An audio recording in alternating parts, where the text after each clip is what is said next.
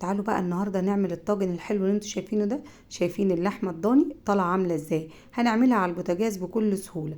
بس الاول تعالوا نشوف هنعمل ايه. حاجه بعملها من السنه للسنه.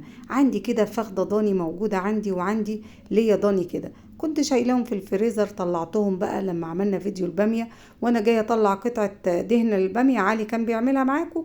لقيت الدهنه بتاعتي خلصت، وانا بخزن الدهنه الضاني من السنه للسنه. تعالى اقول لكم طريقه تخزينها سهلة وبسيطة ازاي، وبتبقى معانا باللون الفاتح اللي انتوا شايفينه ده. تعالوا بينا بقى نقطع الدهنة الضاني بتاعتنا، ونقول هنعمل لكم ايه كام وصفة منهم كده. تعالوا نشوف. اول حاجه كده هاخد كميه من اللي هي الضاني اللي احنا مقطعينها دي، هحطها في حله كده. احط عليها بقى ربع معلقه صغيره من الملح، واحط عليها نص كوبايه ميه، واسيبها تسلي مع نفسها عشان نعمل البرطمان اللي بيكفينا السنه. نعمل بيه شويه باميه، نحط منه على اي حاجه محتاجين فيها ايه طعم الدهن الضاني. وكده بقى هاخد كام قطعه كده من الدهن الضاني دي، او اللي هي الضاني دي، احطها في كيس عشان لما اجي اعمل كفته اطلع كيس من الكياس دي اضيفها على اللحمه المفرومه، ونعمل احلى كفته بطعم الايه الضاني. وكده بقى خلصت الكميه اللي انا هخزنها. وتعالوا نحط شويه في الكبه كده، ونقطع بقى ايه اللحمه. معانا ربع كده من اللحمه الضاني. تعالوا بقى نقطعهم بالشكل ده كده. وكنت هنا بوريكم ان انا غسلاه بالليمون ودي الذره عشان ريحه الزفاره. وكده قطعتهم، وكده سايبه الايه الدهنه كده تسيح مع نفسها او تسلي مع نفسها. وكده بقى خدت كام قطعه لحمه كده حطيتهم في الكبه، وكام قطعه كده ملبسين بالعظم.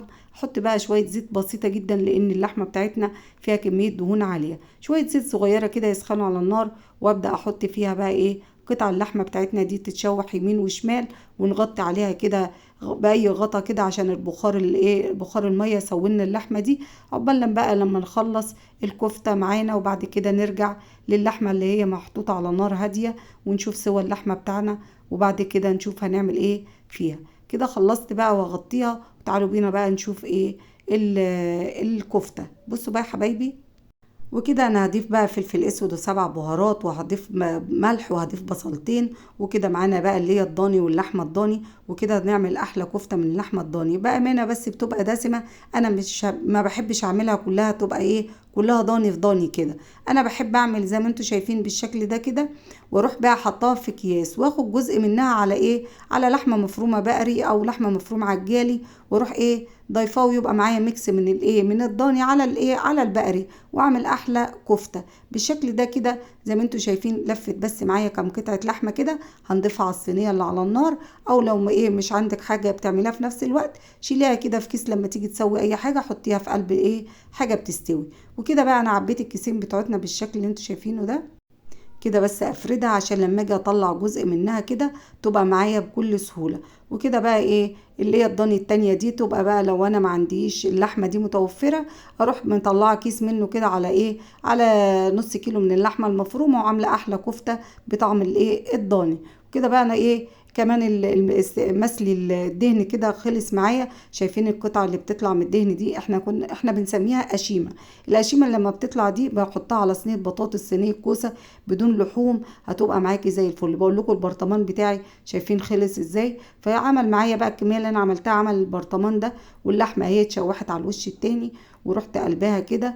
واروح بقى ضايفه لها بقى ايه معلقه توم كده، ونبدا بقى نضيف لها شويه ايه بهارات ملح وفلفل اسود وايه وسبع بهارات بالشكل اللي انتوا شايفينه ده، واسيبهم يتشوحوا. وتعالوا بقى نشوف بعد كده هنعمل ايه تاني مع بعض. وكده بقى هنضيف كوبايتين ميه مع كده على اللحمه، واسيبها بقى تشكشك مع نفسها عقبال لما اقطع الخضار. معايا بصلتين كده اقطعهم مكعبات، ومعايا قرن فلفل رومي وقرن فلفل حراق. برطمان الدهنه اللي قدامنا ده شايفين لونه بعد ما تسيح بيبقى ازاي. تاني يوم على الرخامه سايباه تاني يوم كده بعد ما يبرد اغطيه. وتعالوا بقى بعد ما ايه ما يبرد ويهدى معانا، هتشوفوا لونه زي البرطمان ايه اللي انا كنت موريه لكم، هتلاقوه ابيض زي البفته. بصوا بقى يا حبايبي، معلقه توم والبصل كده حطيتهم على اللحمه، وايديا على طول في اللحمه. وقطعت كده الفلفل بتاعنا الرومي والحراق، واركنه كده على جنب. واجيب طماطميتين، حابه الوصفه بتاعتك تكون لونها احمر، ضيفي شفشق عصير طماطم وايه وسيبيهم مع بعض كده يتسبكوا. حابه بقى زي ما انا عملت كده بالطريقه يكون فاتحه شويه، هي طماطميتين وكفايه. زي ما انتوا شايفين بالشكل اللي انتوا شايفينه ده. بشوح كده اللحمه بالبصل، وبعد كده هضيف عليها الفلفل. وضايفين احنا طبعا معلقه توم، وكده يتشوحوا مع بعض هروح بقى ركن الطماطم دي على جنب ومسحه الايه القطاعه بتاعتي دي، واقطع كام بطاطسايه كده عشان نعمل بقى طاجن البطاطس. عايزه اقول لك بقى القطع القشيم اللي طالع من الدهنه ده بتضيفيه على صينيه كوس، على صينيه بطاطس، في يوم انت ما عندكيش فيه اي لحوم هيطعم معاكي بقى ايه الصينيه بتاعتك. وكده قطعت البطاطس مكعبات ونزلت بالطماطم، وهنزل عليها بقى ايه بالبطاطس زي ما انتوا شايفين كده. وهزود شويه ملح وفلفل اسود وشويه ايه 7 بهارات، طبعا عشان البطاطس والخضار بتاعنا مش عليها اي اضافات من الملح. وكده بقى ايه استوى معانا الطاجن بتاعنا. هنجيب اي طاجن كده، ضيفي بقى انزلي في كل الخليط ده في قلب الطاجن، حطيه تحت الشوايه شويه لو عايزاه. بس انا كده كان بالطريقه دي، واللحمه بتاعتنا استوت، واللحمه معانا خليط اللحمه اللي بالايه اللحمه الضاني اللي بالليه الضاني، والليه الضاني ومسلي الليه الضاني بالشكل اللي انتوا شايفينه ده. وكده لونها بعد ما ايه قعدت ليلة على الرخامة. تعالوا شوفوا سوا البطاطس وسوا اللحمة بالطريقة دي. وكده بقول لكم ما تنسونيش بلايك ومتابعة عشان يوصل لكم كل جديد، واشوفكم على خير، واقول لكم السلام عليكم ورحمة الله وبركاته.